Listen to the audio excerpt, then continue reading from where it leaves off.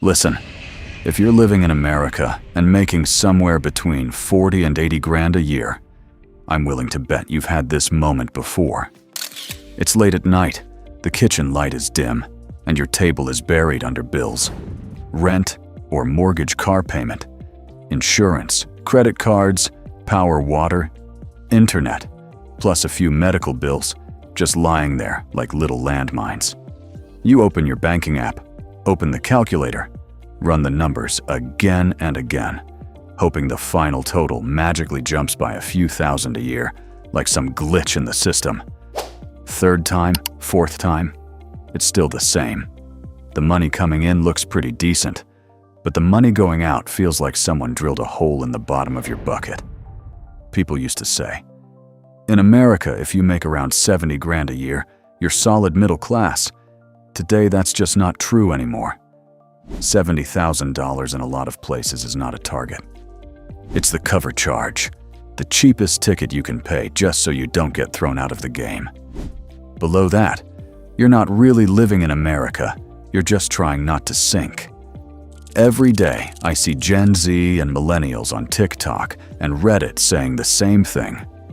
They're making 70 to 80,000, some even over 100,000 a year, and they're still stuck living with roommates, pushing off marriage, pushing off kids, pushing off the idea of ever owning a home. Not because they're blowing money on crazy luxury, it's because the rules of the game called America quietly got patched, and nobody told them. If you stay with me to the end of this video, I'm going to show you 3 things. First, how that 70 grand is actually getting shredded by a bunch of totally normal expenses. Second, why that feeling of I must just suck with money is actually a psychological trap. And third, how to start playing this game like a boss, building an empire, instead of a pawn running in circles, paying a survival fee. My name is Tommy Asset. I'm not a live on rice and beans coach, and I'm not a guru telling you to skip coffee to get rich. I'm the money boss version of a Vice City character in real life. I've felt what it's like to run from debt, watched inflation eat paychecks, and seen the American middle class slowly get cornered. My job on this channel is simple: translate the money game in America into a language that a tired, overworked, burnt-out 9-to-5er can actually understand. No sugarcoating, no fairy tales. Just the patch notes of the economy, straight brutal and honest. This is not one of those it'll all work out if you believe videos. This is the patch note. I want you to picture America as Vice City. Not the pretty postcard version. A brutal city where every workday is a mission. When Tommy first landed there, he didn't have a mansion, didn't own the Malibu Club, didn't have a line of cars in the driveway. He had one thing, a debt to Sonny, and a city ready to eat every dollar he earned. The first deal gets ambushed, the money's gone. Tommy still has to live, still has to pay, Sonny hire muscle, fix, cars, grease palms. The whole city feels like a machine with only 2 modes. Either you keep feeding it money, or it grinds you up. In that phase, no matter how much he made, it felt like running on a treadmill, exhausted, but going nowhere. That's America right now, for people making 40 to 80 grand. On paper, it sounds solid. I make 65,000 a year. I'm close to 80,000. But if I ask how much is actually left at the end of the year, is your net worth even moving? Most people just give a nervous laugh, because most of them are doing exactly one thing, paying the city's entry fee. So what is the entry fee? It's the amount of money you have to hand over every year just to keep your spot in the game. A place to live, a way to get to work, keeping the lights on, not getting wrecked by a random illness, not getting love letters from the IRS. Your parents paid a very different entry fee. Their ticket was cheaper. Nobody announced when the price went up. They look back and see they bought a house on one normal salary, raised a family, sent kids to school, still had something for retirement. So they think you guys are just lazy and bad with money. But they're not playing the version of the game you're in. The difficulty level got cranked up, and the rewards didn't. So let's peel the layers back. I'm not going to read you a report. I'm going to walk through it like real life. If you're living in the US in a normal city, not ultra luxury, not a disaster zone, where is your money actually going? First, boss housing. As long as you're not crammed into a tiny room with 4 strangers and you want the bare minimum of privacy, a basic apartment or a modest house, housing is the first boss fight. In a lot of places, a household is paying somewhere around $1,500 to $2,000 a month in rent or mortgage, roughly $18,000 to $24,000 a year, just to have a place to sleep. Not a penthouse, not an ocean view, just a roof that doesn't leak. That old, don't spend more than 30% of your income on housing rule. With a 70 grand income, housing can easily creep up to around 1/3 of your gross, sometimes more if you're in an expensive city. Next up, the car. Not a sports car, not a flex car. Just a regular car to get to work, take kids to school, go buy groceries.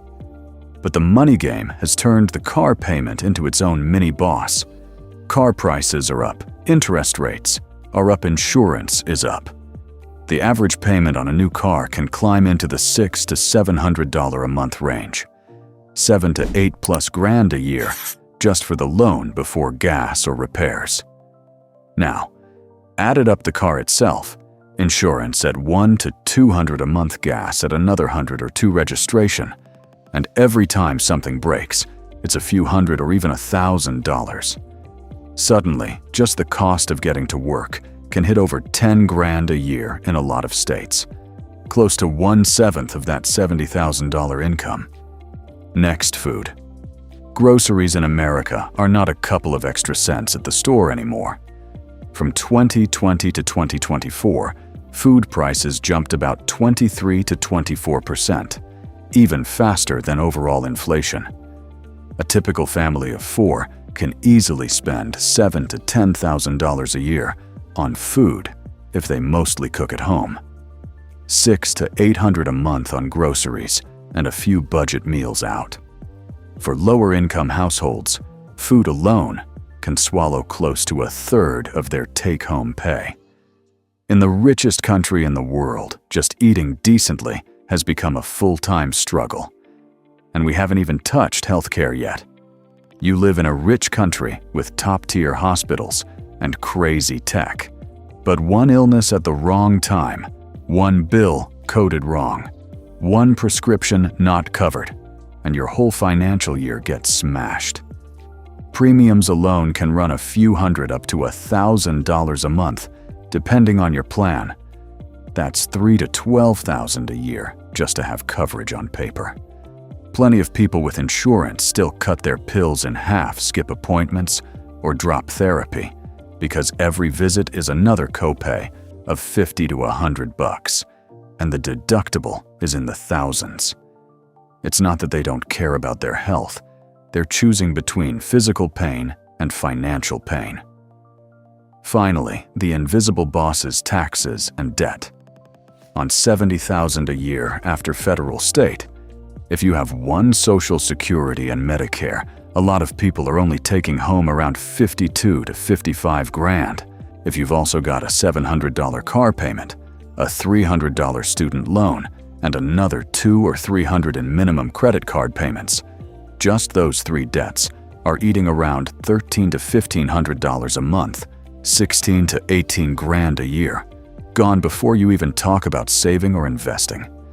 You go to work, but your paycheck is being sliced up for a whole lineup of people: the landlord, the lender, the insurance company, the bank, the IRS.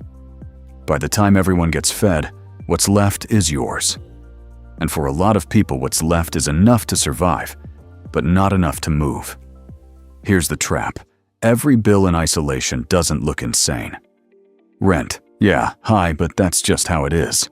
Car, it's a lot, but I need it to work. Groceries, it's not like I'm eating fancy. Insurance and healthcare. It's America. What do you expect? Taxes, everybody pays taxes. But when you stack them, that 70,000 evaporates. And we still haven't talked about vacations, big purchases, or any real future savings. That's why instead of asking, "How can I live more frugally?" I want you to ask a different question. In this version of the American game, how is my money split across the different levels? I'm going to give you a simple framework. If you really get it, you'll never look at your income the same way again. Level 1, I call it the survival fee. This is the money you pay just to stay on the map. It covers a safe place to live, enough food to not go hungry, a way to get to work, the most basic healthcare, so you don't instantly go bankrupt, and the minimum taxes, so you don't get chased down. If you cut too deep below this level, you pay in health safety or legal trouble.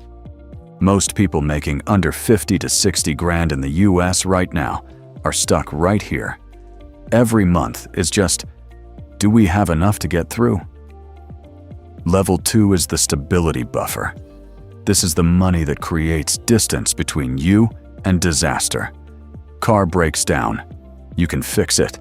Appliance dies, you can replace it. You can afford a trip home a week off a small emergency fund. Without this level, your life is one bad day away from falling apart. A lot of people around that 70,000 mark have a tiny bit of this buffer, but it's paper thin. One medical bill or one layoff, and it's gone. Level 3 is what I call Empire Cashflow. This is the level most middle-class people never reach. This is the money that actually builds an empire, buying assets, leveling up your skills, building a side business, investing in things that can bring more money back later. If a whole year goes by and you didn't put a single dollar into this level, you're playing the game like early game Tommy working for Diaz, taking all the risks, doing all the work, but the assets still belong to someone else.